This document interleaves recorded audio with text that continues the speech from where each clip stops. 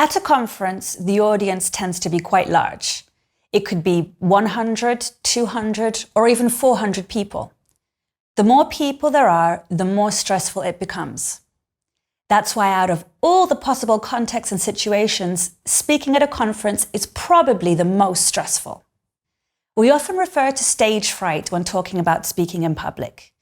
Your heart begins to beat quickly, your palms begin to sweat, and you lose your breath. Don't worry, it's normal and it's inevitable.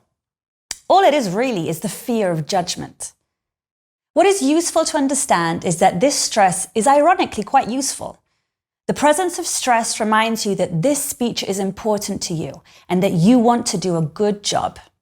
In a sense, there are stakes, either personal or professional. That nervous energy pushes you to do a good job and impress your audience. Use it to your advantage to make your speech passionate and well understood. Perhaps you're afraid of certain side effects of stage fright. It could be going red, sweating, or tripping up when going on stage. These things might happen and sometimes you can't avoid them. In this case, accept them lovingly as part of you. If you go red, for example, the audience might notice for a second, but if you ignore it and continue confidently with passion and persuasion, the audience will go along with you. And the fact that you went red will not be an issue at all.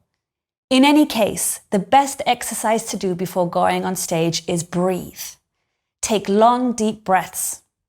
This will help your heart rate slow down and will give you some time to regroup before you begin. Now, once you find yourself on stage, how do you go about maintaining your energy, standing correctly, and looking at a large audience? Let's take a look at the best way to present yourself on stage. First of all, let's look at the arms. You shouldn't fold or place your arms behind your back. You shouldn't put your hands in your pockets. Don't let your arms drop to the side of your body either. Move your arms and hands in a natural manner and use gestures that go with your talk. Things that you should also avoid doing: touching your hair, touching your ring, bracelet, or watch, or playing with a pen that you might be holding. This can often aggravate your audience. So, what should you do? Firstly, unfold your arms and gesture. Always try to keep your arms midway and no lower than your belt. Speakers tend to move their arms too high, which can cover your face or become too distracting. Another factor to consider is the use of equipment, and more importantly, the use of a microphone. Microphones can be a little bit difficult if you're not used to using them. Let's look at some examples of the best way to hold a microphone. In the case that you are not wearing a lapel microphone, you will be holding a handheld microphone.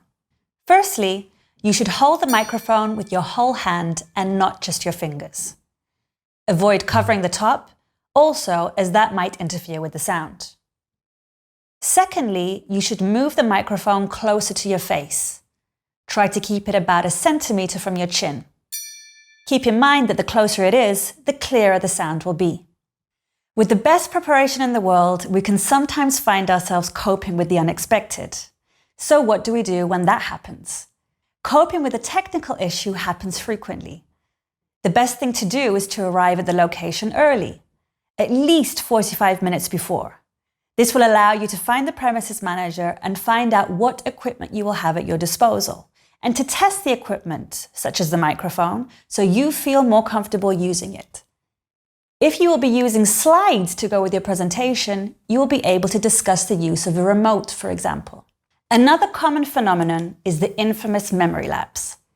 Memory lapses are not necessarily serious, as sometimes the audience isn't even aware of them. The first thing to do when you feel a memory lapse coming is breathe.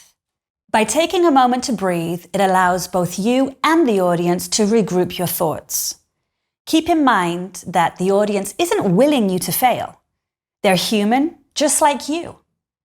In the majority of cases, they empathize and they want you to succeed. In the next chapter, we'll be looking at delivering a presentation in a different situation, presenting a lesson to a class.